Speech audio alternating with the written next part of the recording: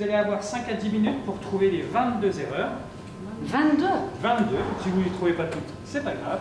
Un jeu pour revoir les bases d'hygiène pour ces soignants.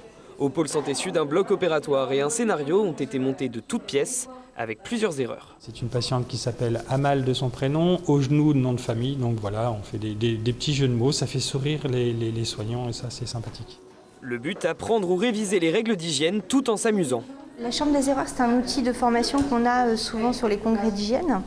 Donc on s'est dit avec le cadre du bloc, ce serait sympa de le reproduire au niveau du bloc opératoire. Et puis on sait bien que les jeunes aiment bien tout ce qui est escape game, etc. Donc l'idée, c'était vraiment d'avoir un outil hyper ludique. Dans ce bloc factice, tout le personnel de l'hôpital peut s'y essayer. D'habitude, dans les blocs opératoires, il faut revêtir le vrai chapeau, pas un comme le mien, des tenues adéquates, on se change, on n'a pas d'affaires civiles. Là, on l'a fait, ça a été validé par nos instances de l'hygiène, justement, pour que ça donne accès à tout le monde sans avoir toutes ces contraintes. Après une dizaine de minutes de recherche, place à la révélation. Et du coup, c'est le mauvais pied qui a été opéré. Non.